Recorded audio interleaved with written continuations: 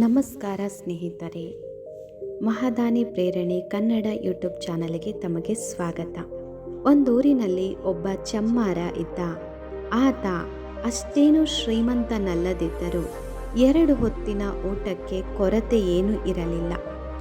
ಈತನ ಸಹಾಯಕ್ಕೆ ಹೆಂಡತಿ ಹಾಗೂ ಮಗನಿದ್ದರು. ಮೂವರು ಸೇರಿ 16 ವರ್ಷಗಳಿಂದ ಚಪ್ಪಲಿ ಹೊಲಿದರೂ ಸ್ವಂತ ಮನೆ ಮಾಡಿಕೊಳ್ಳಲು ಅವರಿಂದ ಆಗಿರಲಿಲ್ಲ.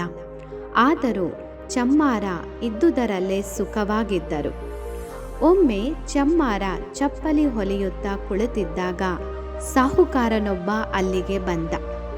ಹಣದ ಗಂಟನ್ನು ಚಮ್ಮಾರನ ಚೋಪಡಿಯಲ್ಲಿಟ್ಟು, ನಾನು ಕೊಟ್ಟ ಹಣದಿಂದ ಸುಖವಾಗಿರು, ವೃಥ ಯಾಕೆ ಕಷ್ಟಪಡುತ್ತೀಯಾ ಎಂದರು.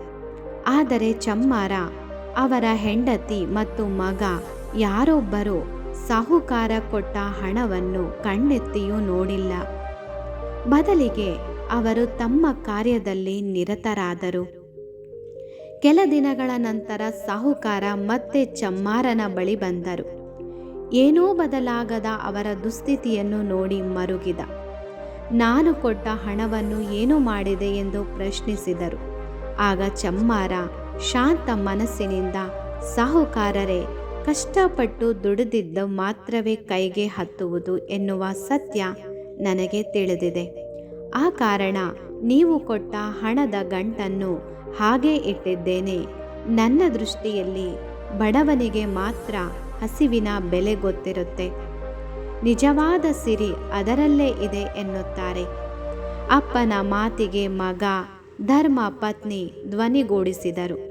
ಕಾಯಕವೇ ಕೈಲಾಸ ಎಂಬ ಬಸವಣ್ಣನ ಮಾತಿನಲ್ಲಿ ನಂಬಿಕೆ ಇಟ್ಟವರು ನಾವು ಎಂದರು.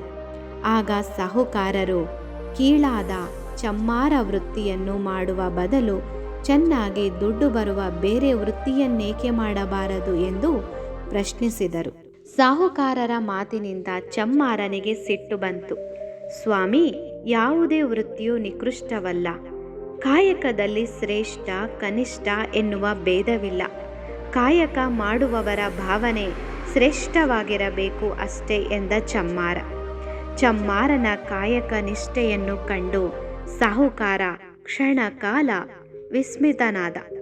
ನಿಜವಾದ ಸುಖ ಎಲ್ಲಿದೆ ಎಂಬುದನ್ನು ತೋರಿದ ಚಮ್ಮಾರನ ಕುಟುಂಬಕ್ಕೆ ನಮಿಸಿ ಅಲ್ಲಿಂದ ಹೊರನಡೆದರು.